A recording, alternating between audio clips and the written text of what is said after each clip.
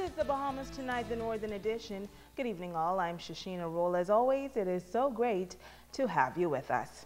Topping news, the Minister of Foreign Affairs and Immigration, the Honorable Fred Mitchell, leading an immigration tour of the Abacos. Minister Mitchell bringing residents up to date on the government's new immigration initiative. Now, Abaco has a growing migrant population, and the new policy seeks to address the problem in a sustained and humane fashion.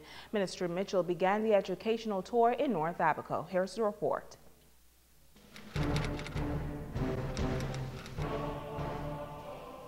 The impression is being given in some countries that Abaco is a soft border, that all you have to do is to come to Abaco, melt into the population, and essentially you can either use this as a staging ground to get to the United States or just set up shop here in the Bahamas. The Minister of Foreign Affairs and Immigration, the Honorable Fred Mitchell, says new rules are in play and it is not about targeting any particular group. But he notes that everyone who lives in this country must be properly documented. While at a meeting in Cooperstown, he explained the new administrative measures put in place since November 1st. He says no application will be accepted by the Department of Immigration from persons who have no legal status in the Bahamas. Being a visitor is a legal status. So if someone is properly landed in the Bahamas, they can apply for a work permit in the Bahamas.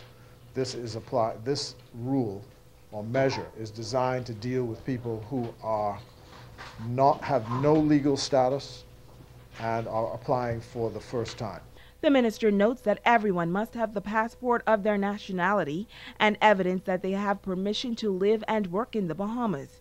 He admits that this is not that simple. The category that this will most affect, I believe, will be those persons who were born in the Bahamas of non-Bahamian parents and have the right to apply for citizenship at the age of 18 and before their 19th birthday. However, persons born in the Bahamas to non-Bahamian parents can apply for a resident belonging permit. He says in order for students to be registered in school, their parents must be in the country lawfully and will now have to apply for a $25 student permit.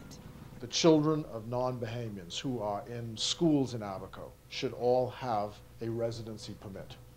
They should not be in school if they don't have a residency permit because they're not nationals of the Bahamas and they need to have an immigration status to be in the Bahamas. So this is the category that will most apply. And the problem is, as harsh as this may seem, those individuals, unless they have a status, are subject to deportation. The minister says this is a matter of national security and protecting the integrity of the workforce. It is putting a tremendous strain on the social services, on educational services, and is a threat to the national security. Because we can't, if that situation obtains, without any kind of discipline being brought to it, we will not be able to say to our neighboring countries, and there are three of them, the Turks and Caicos Islands, which is a British dependent territory, Cuba, which of course is an independent country, and the United States, also an independent country. We cannot say to them that we know who are the people who are entitled to be within our borders.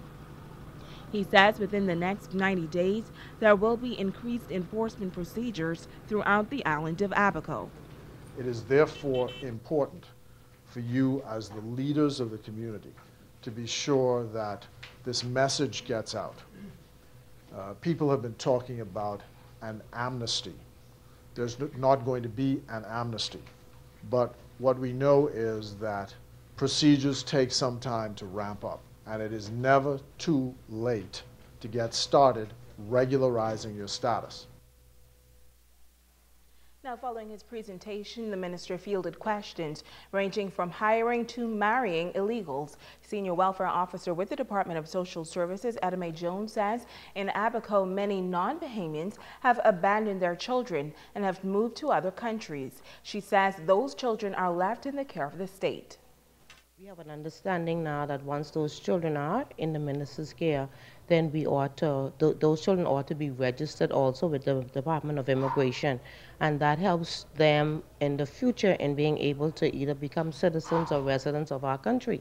And so There are a lot of unanswered questions before, and I think the minister has done a very good job, an excellent job to per se in helping us is helping me to understand what our roles are as social workers in helping those children. Now, District Superintendent Lenora Black says come September 1st, schools in Abaco will ensure that the students registered have a student permit. She says this will be no easy feat, as some schools have over 40% of non-Bahamians enrolled. District Administrator Neil Campbell says the minister's message was well received. Presently, very few, if any, of our students in that category are present holders of the permit.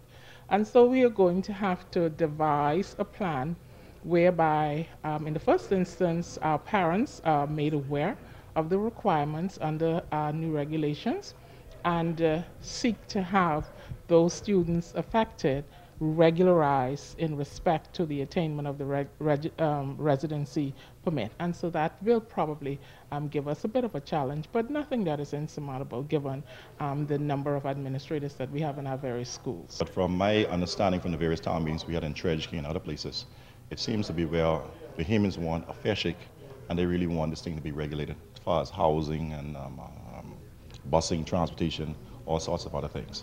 But from my understanding as a district administrator, I think it's a welcome. Now, tomorrow night, we will give you an update on the minister's visit to Marsh Harbor. In other news, the Bahamas Customs Department introducing a new tobacco stamp tax, and this is part of a number of new initiatives. Officials say this is the latest form of taxation, which is centered around what appears to be an illegal tobacco trade. Joan Davis-Roll has this story. Bahamas Customs introducing new regulations come this month and involves tobacco products being sold nationwide. Bahamas Customs officials announcing that a number of changes will go into effect this month. The new regulation involves tobacco products being sold nationwide. The government agency embarking on a major crackdown. According to senior customs officials, they're attempting to stem the tide of what appears to be a growing black market involving the illegal sale of cigarettes and cigars. Under the new stamp tax initiative, all tobacco products must require that a stamp is affixed. So if you go into a store and you're buying cigars or you're buying cigarettes and no stamp is on it, that's not a legal product. The compliance unit is doing periodic checks. We've had quite a few down here and confiscated quite a bit of tobacco products that were not in compliance. Customs officials were asked about persons who sell tobacco products from their vehicles. This new policy, according to the Deputy Controller of Customs, Sheriff Martin, applies to everyone. Any person who engages in the sale or the manufacture of tobacco products must be registered by the Secretary of the Revenue and the Ministry of Finance. There is a requirement, but they must become a registrant in order for them to conduct businesses, not just in Freeport, but in the country. The tax collectors noted that they will enforce the law and there will be stiff penalties for violators. Whether you import your tobacco products or it's locally made, it must have the stamp affixed. So you can't say you rolled your own cigar and you're selling it.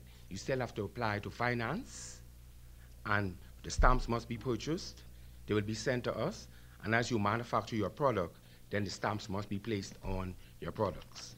In the event that we visit your place and there are no stamps there, then they become subject to seizure.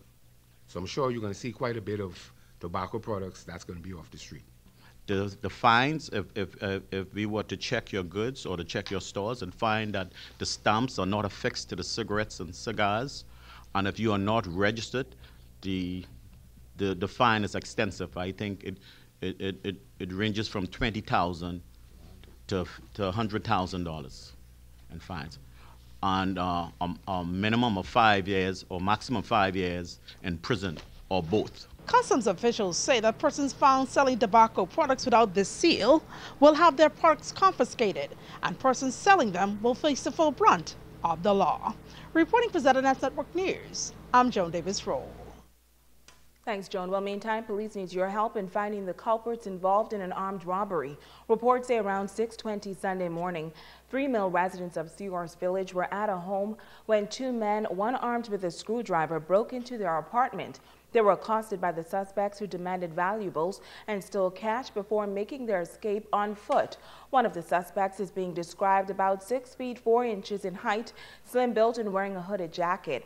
The other is about 5 feet 11 inches tall, slim built, and was wearing a camouflage hat. Both men are described as of dark complexion. No one was hurt in this incident, and investigations are continuing. And 2 men are in custody following an incident outside the Freeport Container Port. Police say around midnight on Friday, a male security officer on duty at the Freeport Container Port attempted to stop a vehicle to conduct a routine search of the car.